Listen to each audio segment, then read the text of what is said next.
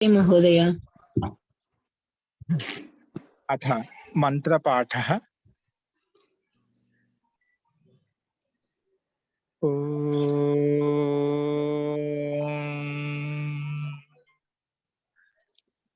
सहनाववतु सहनौ भुनक्तु सह वीर्यं करवावहै तेजस्विनावधीतमस्तु मा विद्विषावहै।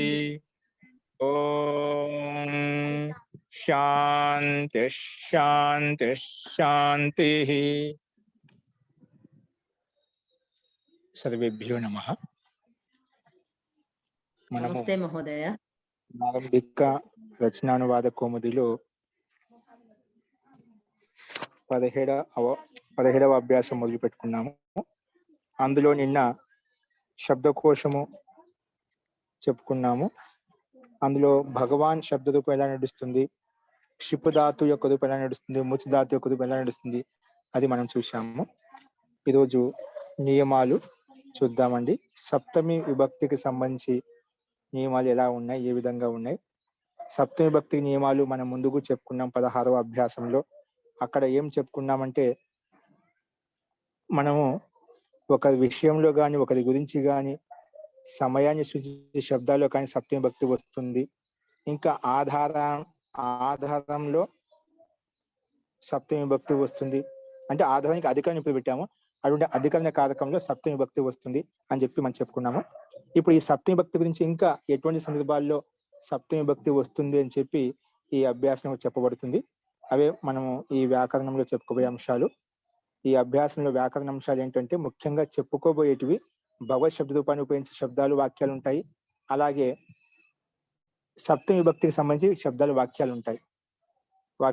అవేం చూద్దాం. రాసుకోండి. నియమం 49. మనం అంతకుముందు 48 నియమాలు చెప్పుకున్నాము. ఇప్పుడు 49వ నియమం చెప్పుకున్నాము. రాసుకోండి, నీటి రాసుకోండి. ఇది మీరు రాసుకోండి. నియమం 49 తెలుగులో చెప్తుంటాను, ఇబ్బంది ఉండదు. రాసుకోండి. నియమం 49.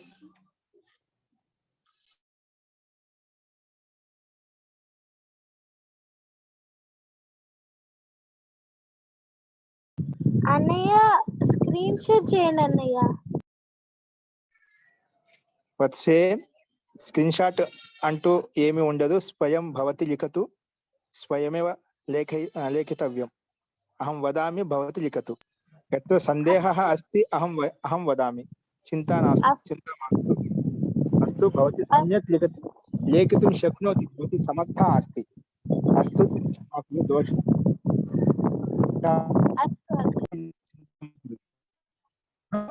అహం శనైः వదామి. यत्र संदेहः अस्ति तत्र श्वेत फलक मध्ये लिखित्वापि, यत्र कठिनम् अस्ति तत्र लिखित्वापि अहं वदामि. तो सम्यक् लेखयितुं शक्यते.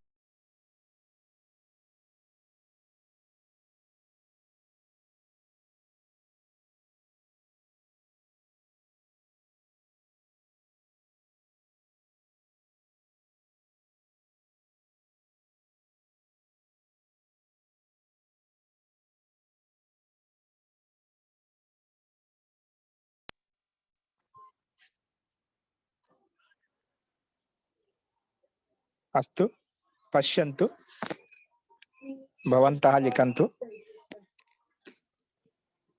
నియమం 49 మీకు సామాన్యంగా హిందీలో ఉంటుంది. చాలా శబ్దాలు మీరు చూసుకోవచ్చు. ఎక్కడ అనువాదం తెలుగులో అవసరం అది నేను చెప్తూ ఉంటాను. మీరు దాన్ని చూసి రాసుకోండి, ఇబ్బంది ఉండదు. రాసుకోండి. నియమం 49. నియమం 49. నియమం 49 రాసుకోండి. ప్రేమ కామ, ప్రేమ కామ, ఆసక్తి, ఆసక్తి, ప్రేమ కామ ఆసక్తి. కింద కనిపిస్తుంది అండర్లైన్ రెడ్ పెన్తో మార్కర్ ఇవ్వబడింది అక్కడ, దాన్ని గమనించండి. ప్రేమ కామ ఆసక్తి మరియు ఆదర సూచక శబ్దాలతోటి, అంటే ఆదర అంటే గౌరవించే అర్థాన్ని ఇచ్చేటువంటి శబ్దాలు ఏవైతే ఉన్నాయో అంటే ఆదరించి చెప్పేటువంటి శబ్దాలు ఏవైతే ఉన్నాయో అవి. కాబట్టి ఆదర సూచక శబ్దాలు ప్రేమ, కామ, ఆసక్తి మరియు ఆదర సూచక శబ్దాలు. ఆదర అంటే గౌరవించే అర్థాన్ని ఇచ్చే శబ్దాలండి.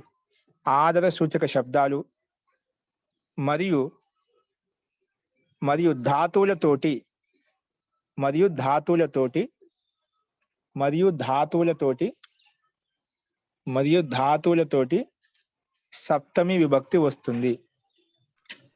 మరియు ధాతువులతోటి సప్తమి విభక్తి వస్తుంది. మరియు ధాతువులతోటి సప్తమి విభక్తి వస్తుంది. అంటే ఇక్కడ ప్రేమ, ఆసక్తి. మన ప్రేమ శబ్దం ఎవరి మీద ప్రేమ ఉందో అక్కడ సప్తమి విభక్తి వస్తుంది. ఎవరి మీద అయితే ఆసక్తి ఉందో అక్కడ సప్తమి విభక్తి వస్తుంది. ఇంకా ఎవరినైతే ఆదరిస్తున్నామో, గౌరవిస్తున్నామో అలాంటి అర్థం శబ్దాలు ఏవైతే ఎవరినైతే గౌరవిస్తున్నామో, ఆదరిస్తున్నామో వాళ్ళకి సప్తమి విభక్తి వస్తుంది. ఇంకా ఇలాంటి అర్థాన్ని ఇచ్చే ధాతువులు కూడా ఉన్నాయి. శబ్దాలే కాకుండా ఇలాంటి ప్రేమ, ఆసక్తి, గౌరవించే అర్థాన్ని ఇచ్చే ధాతువులు కూడా ఆ ధాతువులతోటి కూడా సప్తమి విభక్తి వస్తుంది అని చెప్పి ఈ నియమం చెప్పుకున్నాము. అదే విధంగా ఉదాహరణ చూసుకోండి. ఉదాహరణ, తస్య మయి స్నేహ అస్తి. ఇక్కడ రాసి ఉంది చూడండి, రాసుకోండి. తస్య మయి స్నేహ అస్తి.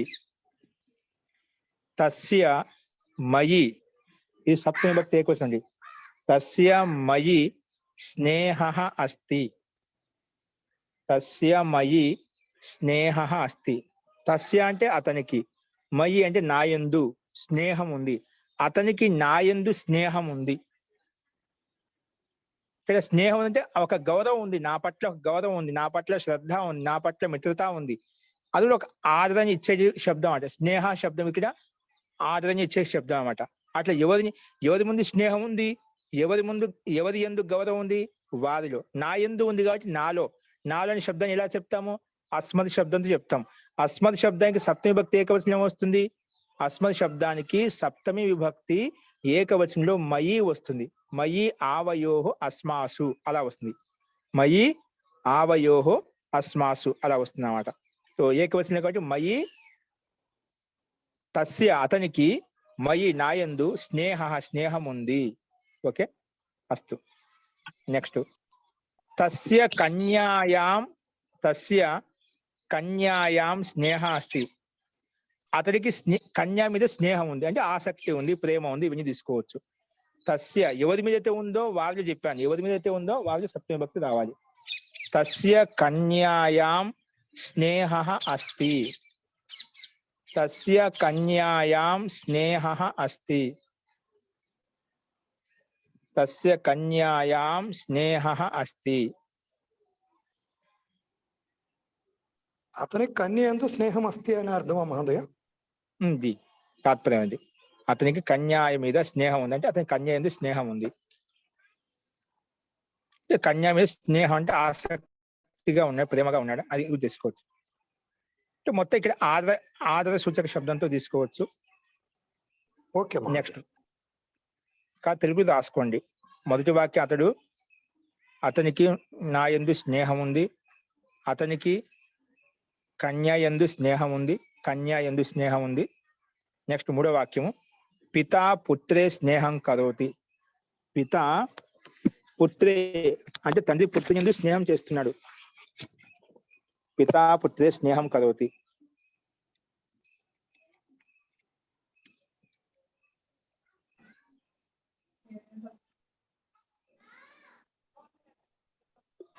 గురువు గారు అక్కడ సా తర్వాత అది నానా లేకపోతే త్రాన గురువు గారు? స్నేహ అన్నప్పుడు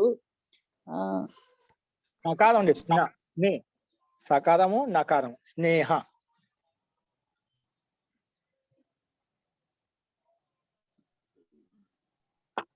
ఇది పుత్రుని ఎందు స్నేహం చూపిస్తున్నాడు అనాలా మహోదయ దీనికి అర్థం?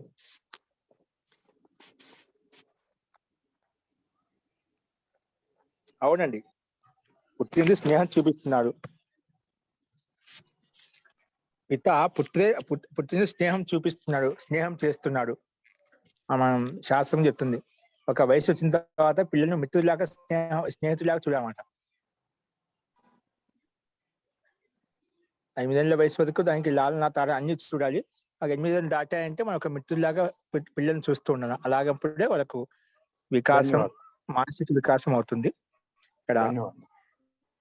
ప్రేమ చూపించి స్నేహం చూపించాలని అర్థం అండి. పితా పుత్రే, ఎవరి మీద స్నేహం చూపిస్తున్నాడు, ఎవరి మీద ప్రేమ చూపిస్తున్నాడు, అట్లా ఎవరి మీద చూపిస్తే వారిలో సప్తమి భక్తి రాలి. ఇప్పుడు తండ్రి పుత్రుని యందు స్నేహం చూపిస్తున్నాడు కాబట్టి అందుకే పితా పుత్రే స్నేహం కలుగుతుంది, పుత్రుని స్నేహం చూపిస్తున్నాడు, స్నేహం చేస్తున్నాడు, ఇలా రాసుకోవచ్చు. నెక్స్ట్, రామ రమాయాం ఆసక్త అస్తి. రాముడు రమా మీద ఆసక్తుడే ఉన్నాడు. ఎవరి మీద ఆసక్తుడే ఉన్నాడు, ఎవరి మీద అయితే ఆసక్తుడు ఉన్న వారిలో రమా మీద ఆసక్తుడే ఉన్నాడు. రమా సప్తమి భక్తి వచ్చింది. రమా శబ్దం ఏ లింగంలో ఉంది, స్త్రీలింగంలో ఉంది కాబట్టి స్త్రీలింగంలో సప్తమి భక్తి. రమాయాం ఆసక్త అస్తి. ఓకేనా? అస్తు. రామ అంటే రాముడు ప్రథమ భక్తి, రమాయాం రమాయందు సప్తమి భక్తి స్త్రీలింగం, ఆసక్త ఆసక్తుడై ఉన్నాడు. నెక్స్ట్, మమ గురవు ఆదర అస్తి. నాకు గురువు యందు ఆదరం ఉంది అంటే గౌరవం ఉంది.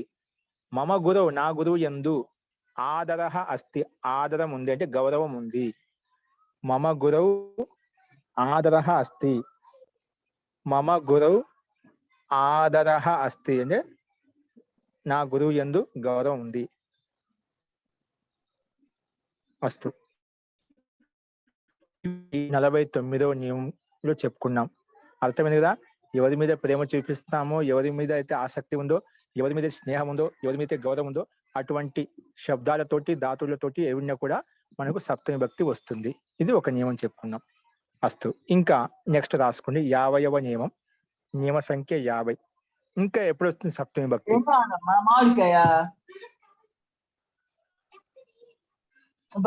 రాసుకోండి. సంలగ్న నియమ 50. కొన్ని శబ్దాలు మీకు ఇక్కడే కనిపిస్తున్నాయి, చూసుకోండి. సంలగ్న, సంలగ్న అంటే సంలగ్నుడు అయ్యాడు, ఒక పనిలో లీనమయ్యాడు, సంలగ్నుడు అయ్యాడు అంటాం కదా. సంలగ్న,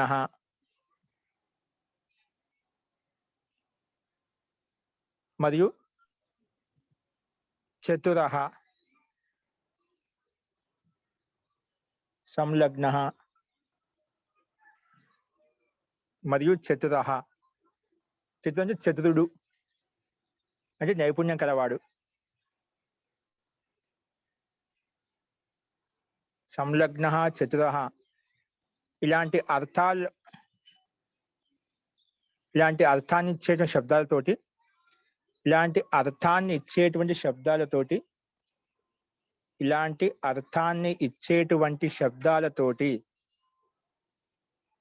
ఇలాంటి అర్థాన్ని ఇచ్చేటువంటి శబ్దాలతోటి, ఇలాంటి అర్థాన్ని ఇచ్చేటువంటి శబ్దాలతోటి సప్తమి భక్తి వస్తుంది. అంటే ఎవరైతే సంలగ్నమయ్యారో, ఒక పనిలో కానీ, ఒక చదువులో కానీ, ఏ విషయంలో కావచ్చు, ఎవరైతే సంలగ్నమయ్యారో, అదే విధంగా ఎవరైతే ఏ పని నైపుణ్యత ఉందో, ఎవరికైతే నైపుణ్యం ఉందో, ఎవరికైతే నైపుణ్యం ఉందో, ఓకేనా, అటువంటి అర్థాన్ని ఇచ్చే శబ్దాలు ఏవైతే ఉన్నాయో ఆ శబ్దాలతో కూడా సప్తమి భక్తి వస్తుంది. ఆసక్త కూడా చెప్పారండి, ఆసక్త అనురక్త కూడా చెప్పారు. అవి పై చెప్పిన నియమం ప్రకారం ఇక్కడ కేవలం సంలగ్నం, నైపుణ్యం, ఒక వ్యక్తుల యోగ్యత, విశిష్టమైన యోగ్యత, అలాంటి అర్థాల్లో కుశల నిపుణ. జీ అది ముందు అభ్యాసం చెప్పుకున్నా, కింద చెప్పుకున్నా అండి. ఇప్పుడు ఇది రాసుకోండి. సంలగ్న మరియు చతుర ఇలాంటి అర్థాన్ని ఇచ్చే శబ్దాలు సప్తమి భక్తి వస్తుంది. దానికి ముందు ఎగ్జాంపుల్ రాసుకోండి. ఎగ్జాంపుల్ రాసుకోండి.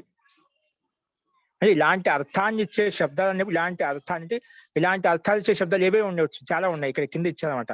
మీరు చెప్పింది కానీ యుక్త, తత్పర పైన చెప్పుకున్నాం మొదటి నియమంలో, అంతా 16 అభ్యాసం చెప్పుకున్నామట. అందుకే మళ్ళీ రాపించలేదు ఇక్కడ. ఏంటివి? లగ్న, యుక్త, తత్పర, ఆసక్త, ఇవన్నీ చెప్పుకున్నామండి. కానీ ఇలాంటి అవన్నీ నైపుణ్యతను చెప్తున్నాయి. ఒక పనిలో లీనమయ్యాడు, ఒక పనిలో ఆసక్తుడయ్యాడు, ఇలాంటి అర్థం చెప్తున్నాడు. ఇలాంటి అర్థాన్ని ఇచ్చేటువంటి పర్యాయవాద శబ్దాలు ఏ ఉన్నా కూడా వాటిలో సప్తమి భక్తి వస్తుంది. అస్తు. రాసుకోండి, మీకు ఉదాహరణతో ఇంకా స్పష్టమవుతుంది. గురుగారు క్షమించాలి. దీని ముందర నియమంలో 2 ఉదాహరణ వాక్యాలలోని మొదటి రెండిట్లోని షష్ఠి వచ్చింది. తస్య కన్యాయాం స్నేహ అస్తి, అలాగే తస్య మయీ స్నేహ అస్తి. అక్కడేమో షష్ఠి వచ్చింది. అదే పితా పుత్రే స్నేహం కరోతి, అలాగే రామ అట్లాగా ఎందుకు అయింది అన్నది ఒక్క మాట అడుగుదామని. జీ ఇక్కడ చూడండి, మనకు ఒక్క నిమిషము. ఆధారం అన్నారు కదా యోగి గారు, ఒకసారి చూడండి. ఇక్కడ మనం నియమం చెప్పుకున్నాము, ఎవరి మీదైతే ప్రేమ ఉందో, ఎవరి మీదైతే స్నేహం ఉందో, ఇక స్నేహం అంటే ఆదరం ఇచ్చే అర్థం, ప్రేమ స్నేహం ఇన్ని ఒకే అర్థాన్ని ఇస్తాను, దాదాపు పర్యావరణ శబ్దాలు. ఎవరి మీదైతే ప్రేమ ఉందో, ఎవరి మీద ఆసక్తి ఉందో, ఎవరి మీద గౌరవం ఉందో, ఆదరం ఉందో, ఆ వ్యక్తి నాకు చాలా గౌరవం అండి, అతన్ని చాలా ఆదరిస్తాను, గౌరవిస్తా అంటున్నాడు. అది ఎవరి మీదైతే ఉందో వారిలో సప్తమి విభక్తి వస్తుందన్నమాట.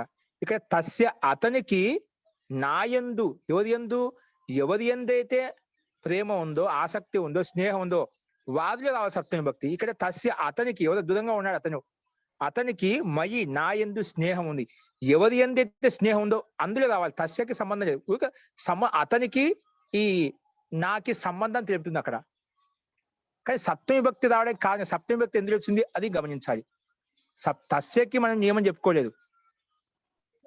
తస్యని కేవలం సామాన్యంగా అతనికి, కీ యొక్క అని చెప్పుకుంటాం కదా, ఆ తస్ని అతనికి, తత్ శబ్దం కాబట్టి అతడు అని కాబట్టి పుల్లింగ శబ్దం కాబట్టి అతనికి అని చెప్పుకున్నాం.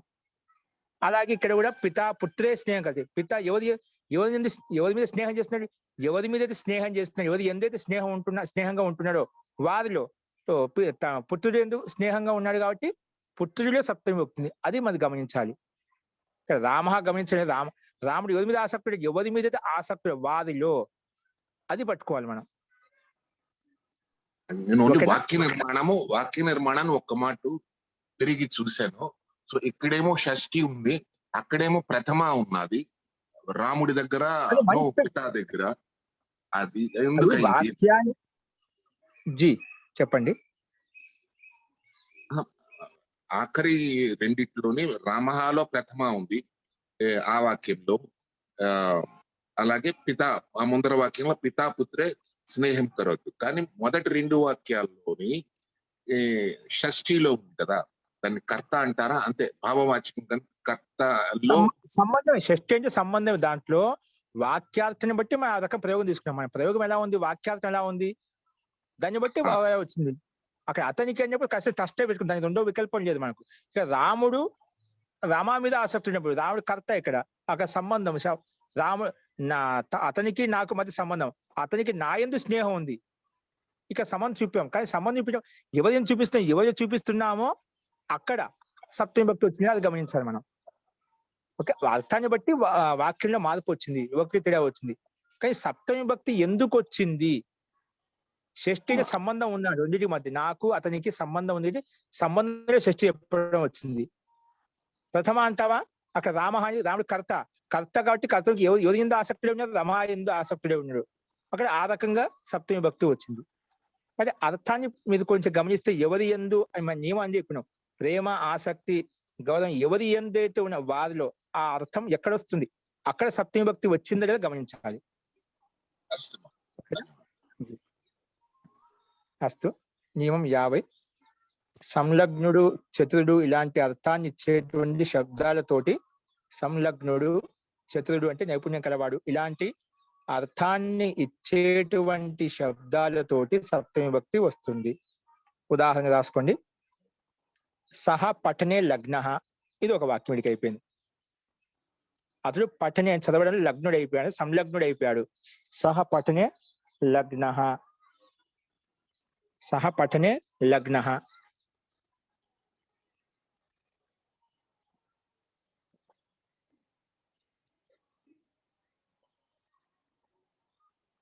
ఇప్పుడు ఇంకా లగ్న అనే అర్థానికి పర్యావరణ శబ్దాలు ఒకటే ఉంది మహోదయ. అదే అది హిందీ వాక్యం, నేను హిందీ వాక్యం చెప్పలేదు, అదే తెలుగు వాక్యం అనువాదం చేయలేదు, డైరెక్ట్ హిందీ వాక్యం చెప్పాను, దాని తర్వాత తెలుగు అనువాదం చెప్పాను. అతడు సహ ఒక పడాయి మీద సంలగ్నే అంటే అతడు చదవడం లగ్నుడు అయిపోయాడు, సంలగ్నుడు అయిపోయాడు, బాగా లీనమైపోయాడు అని అర్థం. అది హిందీ వాక్యం, హిందీ అర్థం తెలుగు చెప్పలేదు. ఇక్కడ ముందు సంస్కృత వాక్యం రాపి తెలుగు చెప్తున్నాను, అది రాసుకోవచ్చు. అది హిందీ వాక్యం, దాని సంస్కృతం ముఖ్యం అనుకో ఉదాహరణ. దానికే సంస్కృతికి రాయబడింది. అస్తు సహ పఠనే లగ్న, అతడు పఠనే చదవడంలో లగ్నుడయ్యాడు అని సంలగ్నుడయ్యాడు. లగ్న చెప్పదు, లేదా సహ పఠనే యుక్త అని రాసుకోండి, పర్యావశ అందుకే డైరెక్ట్ కామెంట్ రాసుకోండి. రెండో వాక్యం అవుతుంది రాసుకుంటే సహ పఠనే యుక్త, లేదా సహ పఠనే తత్పర అలా రాసుకోవచ్చు. మాటికి రిపీట్ చేయడం ఎందుకు, డైరెక్ట్ క్రియాపదం రాసుకుంటూ వెళ్ళామంట కామ పెట్టి. లగ్న యుక్త లేదా తత్పర, తత్పరుడు, తత్పర లేదా ఆసక్త, లేదా ఆసక్త. ఆసక్త వా అంటే లేదని, ఆసక్త అస్తి, ఆసక్త అస్తి. ఓకేనా. అతడు చదవడంలో లగ్నుడయ్యాడు, లేదా యుక్త యుక్తుడయ్యాడు, తత్పర తత్పరుడయ్యాడు, ఆసక్త ఆసక్తుడై ఉన్నాడు. ఎవరి ఎందు ఆసక్తుడై ఉన్నాడు, ఎవరి ఎందు అయితే చదువు ఎందు కానీ చదువులో మనం చూపిస్తాం, అది ఏదైనా కావచ్చు. నెక్స్ట్ రామ విద్యాయాం కుశల, రాముడు విద్యలో కుశలుడు. రాముడు ఎటువంటి వాడు, విద్యలో కుశలుడు అంటే మంచి బుద్ధిమంతుడు, తెలివైన వాడు అని చెప్పి అర్థం. రామ విద్యాయాం విద్యయందు కుశల కుశలుడు, లేదా నిపుణ నైపుణ్యం కలవాడు, లేదా చతురుడు. ఇవన్నీ పర్యావరణ శబ్దాన్ని అంటే వారి యొక్క వైశిష్ట్యాన్ని, గొప్పతనాన్ని, వారి యొక్క గుణాన్ని, విశిష్టమైన గుణాన్ని చెప్తున్నాయన్నమాట. లేదా పటుహు అని చెప్పొచ్చు, పటుహు లాగా మంచి పటుత్వం కలిగిన వాడు, దక్ష మంచి దక్షత కలిగిన వాడు. ఇవన్నీ ఒకే అర్థాన్ని ఇస్తాయి, వారి యొక్క సామర్థ్యాన్ని చెప్తాయన్నమాట. రాసుకోండి. రామ విద్యాయాం కుశల లేదా నిపుణ లేదా చతుర లేదా పటుహు, కింద రాసి ఉన్నట్లు, లేదా దక్ష వా అంటే లేదని, దక్ష వా అస్తి, దక్ష వా అస్తి, దక్ష వా అస్తి, దక్ష వా అస్తి. ఓకేనా.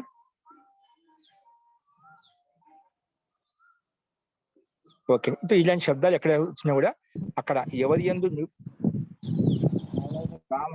ఏ విషయంలో అయితే కుశలుడో, ఏ విషయంలో అయితే నిపుణత కలిగి ఉన్నాడో, అట్లా ఏ దాని ఎందు అయితే దానిలో సప్తమి భక్తి రావాలి, అది గమనించాలి. ఫస్ట్ ఇది 50వ నియమం చెప్పుకున్నాము. నెక్స్ట్ రాసుకోండి. నియమం 51. నియమం 51.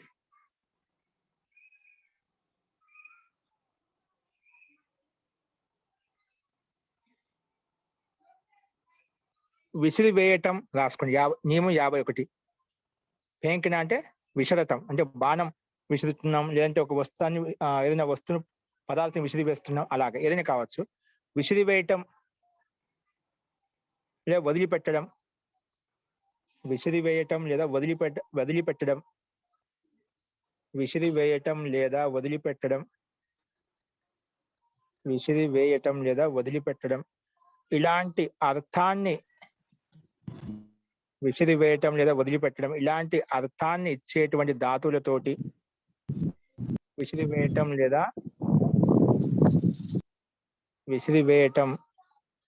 వదిలిపెట్టడం ఇలాంటి అర్థాన్ని ఇచ్చేటువంటి ధాతువులతోటి, ఇలాంటి అర్థాన్ని ఇచ్చేటువంటి ధాతువులతోటి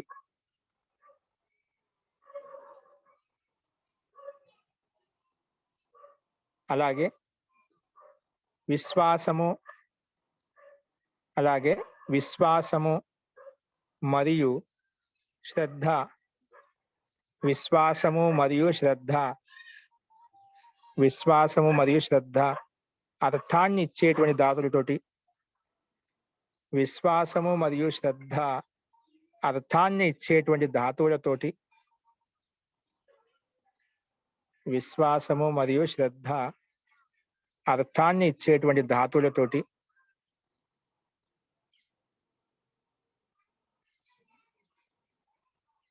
పైన చెప్పిన విసిరివేయటం లేదా వదిలిపెట్టడం అర్థాన్ని ఇచ్చే ధాతులతోటి, లేదా అలాగే విశ్వాసము మరియు శ్రద్ధ అర్థాన్ని ఇచ్చే ధాతులతోటి, మరియు శబ్దాలతోటి కూడా మరియు ఇలాంటి అర్థాన్ని ఇచ్చేటువంటి మరియు ఇలాంటి అర్థాన్ని ఇచ్చేటువంటి శబ్దాలతోటి కూడా మరియు ఇలాంటి అర్థాన్ని ఇచ్చేటువంటి శబ్దాలతోటి కూడా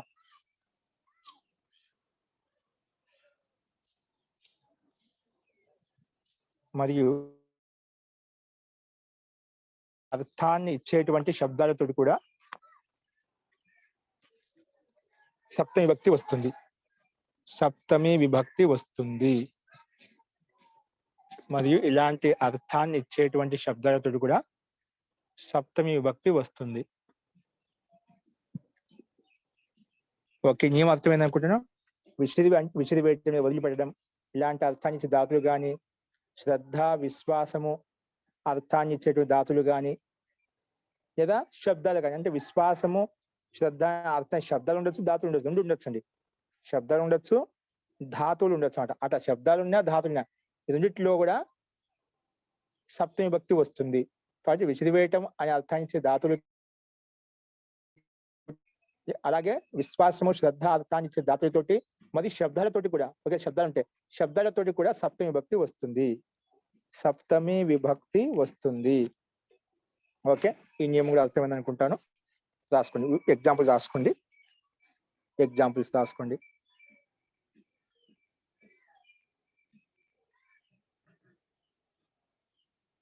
ఉదాహరణ, మృగే బాణం క్షిపతి. మృగే బాణం క్షిపతి. క్షిపతి అంటే విసరటం, అంటే బాణం వదలటం. విసరటం కానీ వదలటం ధాతులతో ఏమొస్తుంది? సప్తమి విభక్తి వస్తుంది. అంటే విసురుతున్నాం, వదులుతున్నాం, అంటే ఎవరి మీద అయితే వదులుతున్నామో, అంటే ఎవరి మీద అయితే వదులుతున్నామో, ఎవరిదైతే వదులుతున్నామో వారిలో సప్తమి విభక్తి రావాలి.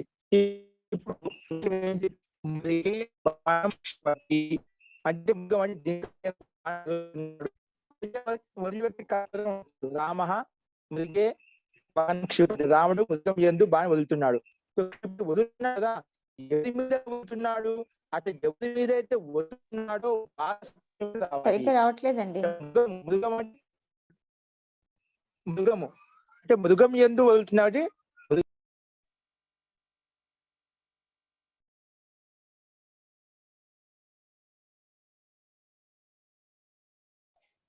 వాయిస్ కట్ అవుతుంది మహోదయ, రావట్లేదు, సైలెన్స్. స్పీచ్ రావట్లేదు అన్నయ్య, వాయిస్ కట్ అవుతుంది అన్నయ్య.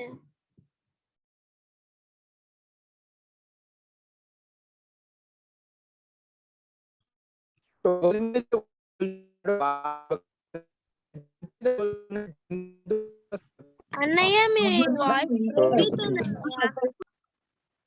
భవతః భవతః వాణి న శ్రూయతే అగ్రజ. అధునా శ్రూయతే వా? నా అధునా శ్రూయతే వా? इदानीं किञ्चित् सम्यक् अस्ति. अस्तु, लिखन्तु. तो మొదటి ఉదాహరణ ఏం చెప్పారు? మృగః మృగం క్షిపతి. ఖండిత అస్తి మహోదయ, न अवगतं ఖండిత అస్తి మహోదయ.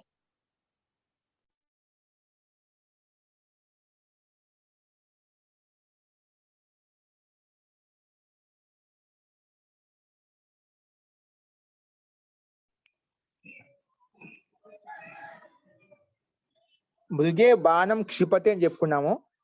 క్షిపతికి అర్థం ఏంటి? వదిలిపెట్టడం, విసరటం, అంటే బాణం వదులుతున్నాడు.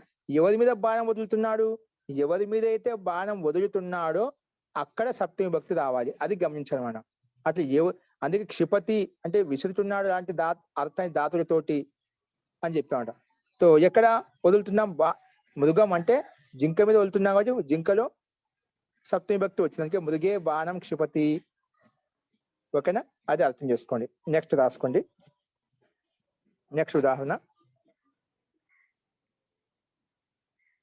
తస్య ధర్మే విశ్వాసః లేదా శ్రద్ధ అస్తి. తస్య మొదటి వాక్యానికి మృగం యందు బాణం వదులుతున్నాడు, ఎవరి మీ యందు అయితే వదులుతున్నాడో అక్కడ సప్తమి భక్తి చెప్పుకున్నాము. అలాగే ఇక్కడ రెండో వాక్యం, రెండో ఉదాహరణ, తస్య అతనికి ధర్మం యందు విశ్వాస లేదా శ్రద్ధ అస్తి. ఇక్కడ శ్రద్ధ శబ్దం వచ్చాయన్నమాట. ఎవరి యందు శ్రద్ధ ఉందో, ఎవరి మీద అయితే విశ్వాసం ఉందో, అలాగా నాకు వ్యక్తి కావచ్చు, వస్తువు కావచ్చు, ఒక ధర్మం కావచ్చు, ఒక సంప్రదాయం కావచ్చు, అంటే దేని యందు శ్రద్ధ విశ్వాసం ఉందో అందులో సప్తమి భక్తి రావాలి. ఇక్కడ అతనికి ధర్మం యందు శ్రద్ధ ఉందంటే ఆ ధర్మం యందు విశ్వాసం ఉందంట. అట్లా ఎవరి యందు అయితే శ్రద్ధ విశ్వాసం ఉందో వారిలో సప్తమి భక్తి రావాలి. ఇక్కడ ధర్మం యందు ఉంది కాబట్టి తస్య ధర్మే విశ్వాస శ్రద్ధావా అస్తి, అతనికి ధర్మం యందు విశ్వాసం లేదా శ్రద్ధ ఉంది అని ఇక్కడ చెప్పబడింది. అస్తు. నెక్స్ట్, సహ ధర్మే విశ్వసితి. ఇక్కడ ధాతు అండి.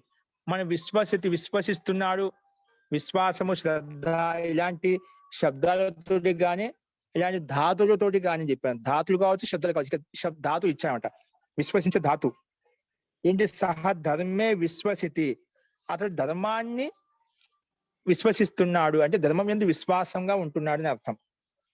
అతనికి ధర్మంలో విశ్వాసం ఉంది అని అర్థం. ఓకేనా? అందుకే సహ ధర్మే విశ్వసితి, సహ ధర్మే విశ్వసితి, సహ ధర్మే విశ్వసితి.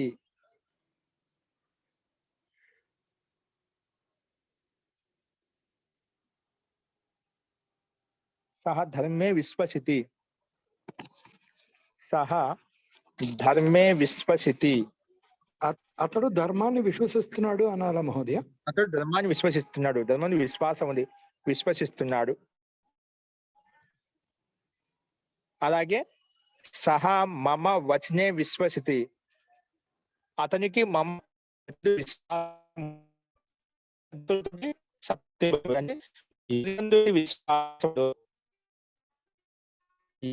శ్రద్ధ ఉందో అందులో సప్తమి భక్తి. అతని మమ వచనే, నా వచనంలో విశ్వాసం ఉందంట. సహ మమ వచనాన్ని, నా వచనాన్ని విశ్వసిస్తున్నాడు. అతడు మమ వచనే, నా వచనాన్ని, నా వచనం యందు విశ్వాసం ఉంది, విశ్వసిస్తున్నాడు. సహ మమ వచనే విశ్వసితి, సహ మమ వచనే విశ్వసితి,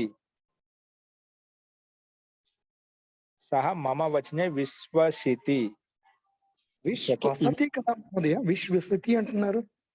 అది ధాతు విధి, ఇక్కడ విధి విధి విశ్వసితి. ఓకే, మమ ఇది కూడా అది ధాతు.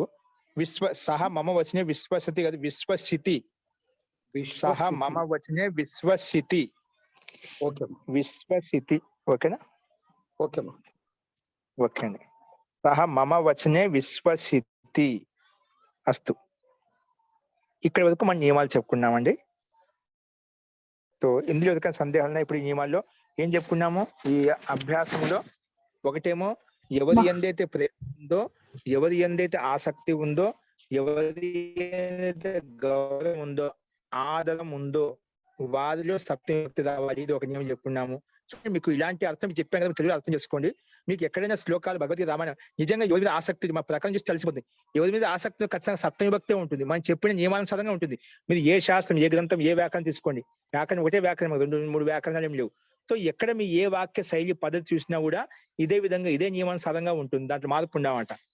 ఏ శ్లోకం, ఏ గ్రంథం తీసుకున్నా దీని ప్రకారంగా అర్థం ఉంటుంది, దీని ప్రకారం విభక్తి ఉంటుంది. కాబట్టి దాన్ని బట్టి అర్థం చేసుకోవాలి మనం. అస్తు. ఏం చెప్పాను? ప్రేమ, ఆసక్తి, ఆదరము ఇలాంటి శబ్దాలతోటి లేదా ధాతులతోటి సప్తమి భక్తి వస్తుంది చెప్పాము. అలాగే సంలగ్నుడు, చతురుడు, కుశలుడు, నిపుణుడు, పటుత్వం కలిగినవాడు, దక్షత కలిగినవాడు, అట్లా దేని యందు పటుత్వం ఉందో, దేని యందు కుశలత ఉందో, దేని యందు దక్షత ఉందో, అట్లా దేని యందు సంలగ్నుడయ్యాడో, దేని యందు లీనమయ్యాడో అందులో సప్తమి భక్తి రావాలి. ఇది ఒక నియమం చెప్పుకున్నాము. అలాగే విసురుతున్నాడు, ఎవరి ఎందైతే విసురుతున్నాడో వారి సప్తమి భక్తి. అలాగే ఎవరి ఎందైతే విశ్వాసం ఉందో వారి సప్తమి భక్తి, ఎవరి ఎందైతే శ్రద్ధ ఉందో వారి సప్తమి భక్తి. అలాగా విశ్వాసము, శ్రద్ధ అర్థాన్ని ధాతులు కూడా ఉన్నాయి. ఆ ధాతులతో కూడా సప్తమి భక్తి వస్తుంది అని చెప్పి ఈ సప్తమి భక్తి నియమాల్లో మనం ఈ 3 నియమాలు ఈ రకంగా చెప్పుకున్నాము. 3 పాయింట్లు, 3 నియమాలు సప్తమి భక్తి మనం చెప్పుకున్నాము. చెప్పండి. మహోదయ జీ చెప్పండి. చెప్పండి. రామ మారీచే బాణం క్షిపతి కరెక్టేనా? ఏంటి రామః మారీచే బాణం క్షిపతి. మారీచే బాణం క్షిపతి. ఎవరిని వదులుతున్నాడు?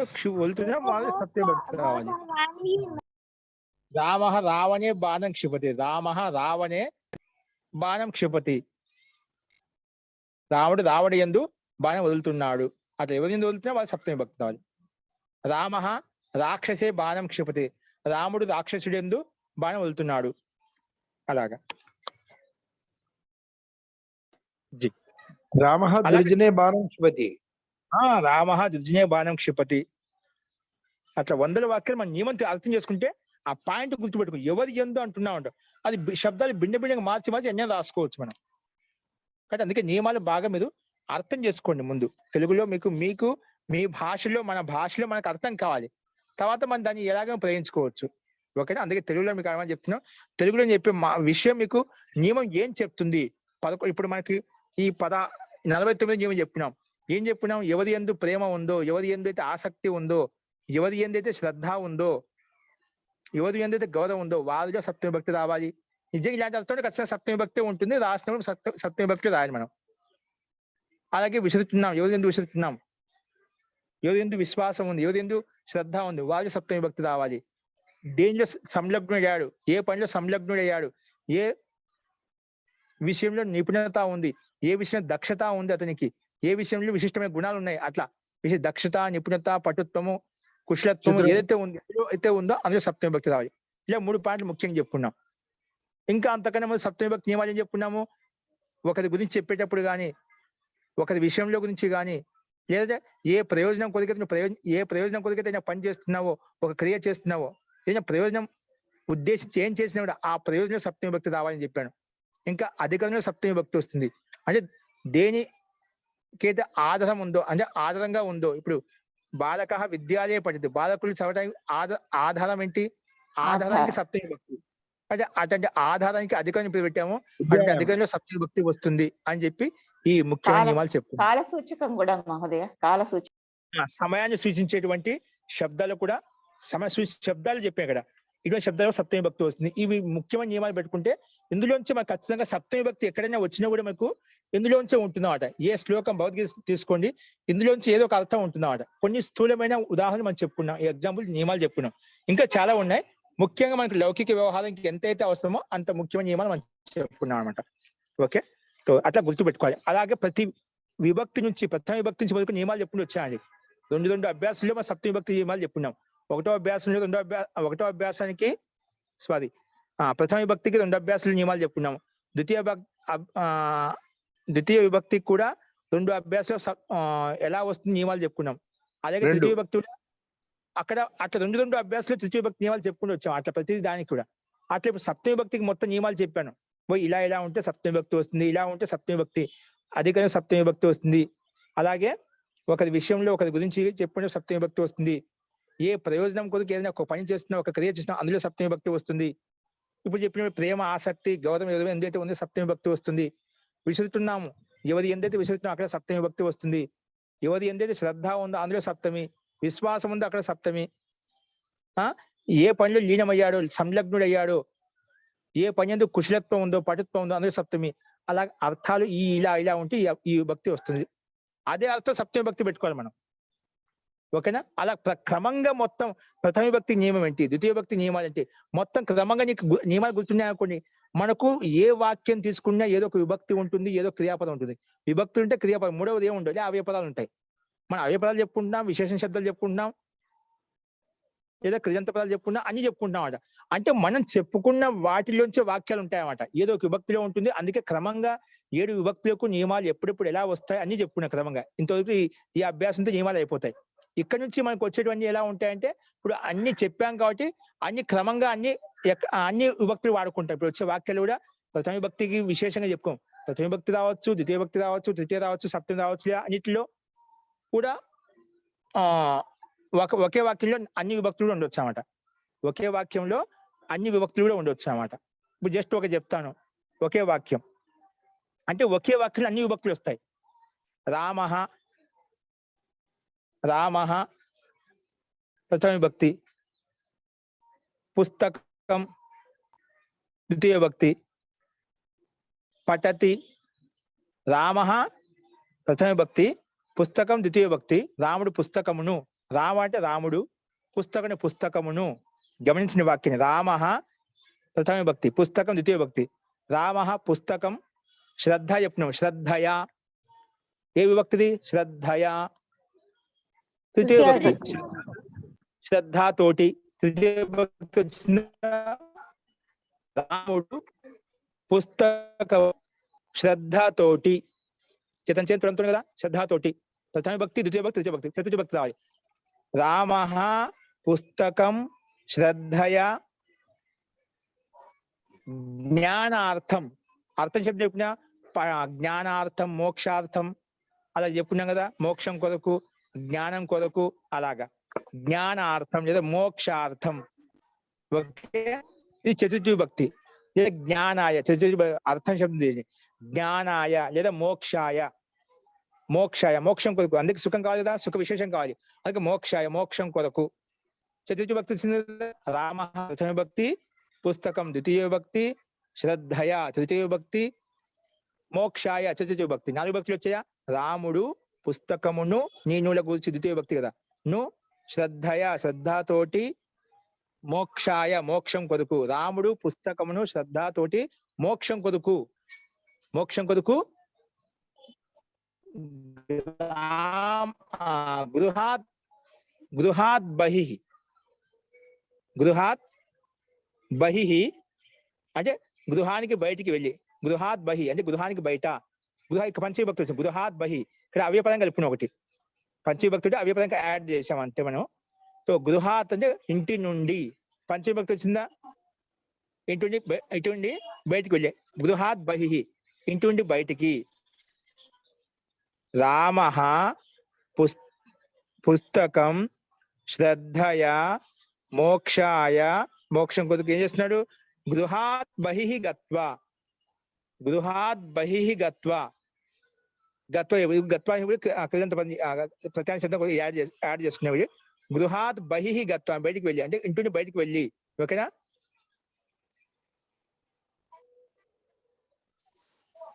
గృహాత్ బహిః గత్వా అంటే గృహిణి బయటికి వెళ్ళి. మోక్షస్య గ్రంథం, మోక్షస్య గ్రంథం,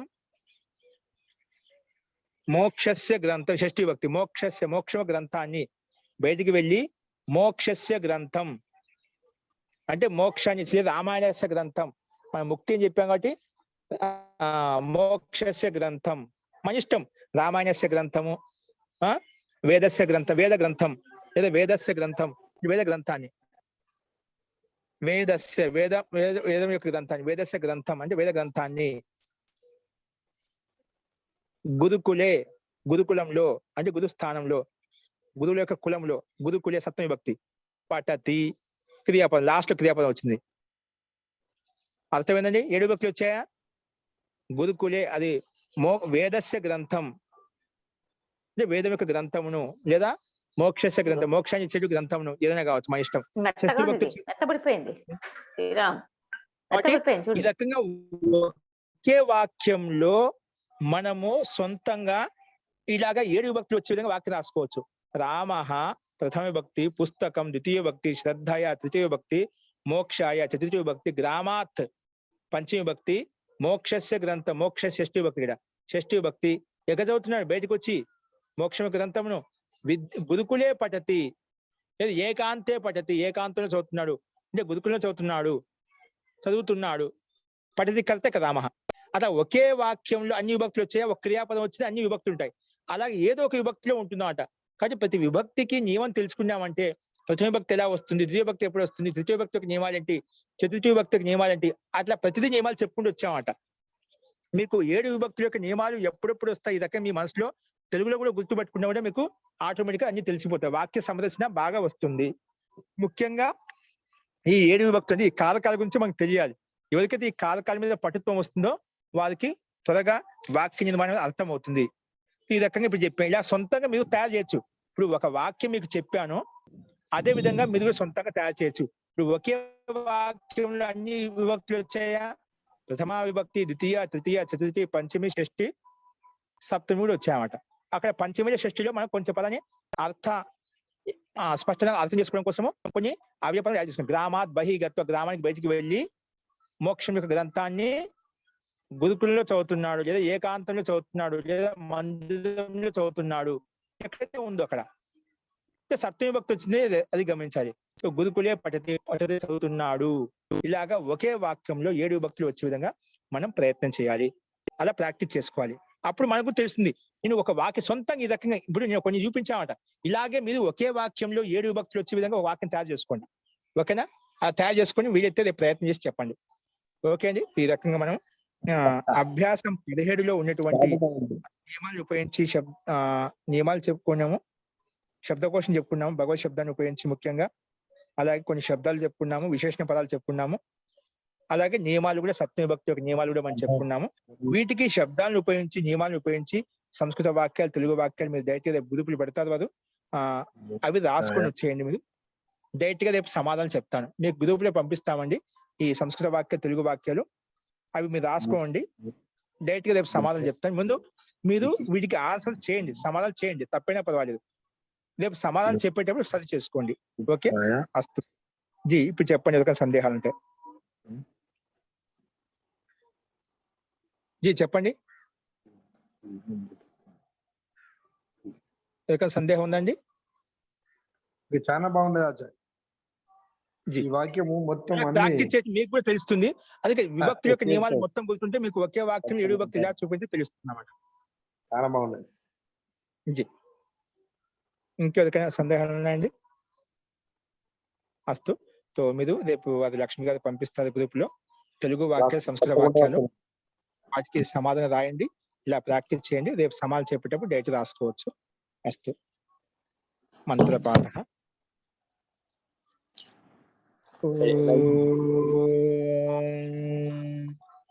సర్వే భవంతు సుఖినః, సర్వే సంతు నిరామయాః, సర్వే భద్రాణి పశ్యంతు, మా కశ్చిద్ దుఃఖభాగ్ భవేత్. ఓం శాంతి శాంతి శాంతి. సర్వేభ్యో నమః. అందరికీ నమస్కారం అండి. నమస్తే మహోదయ. నమస్కారం మహోదయ. నమస్కారం మహోదయ. ఓం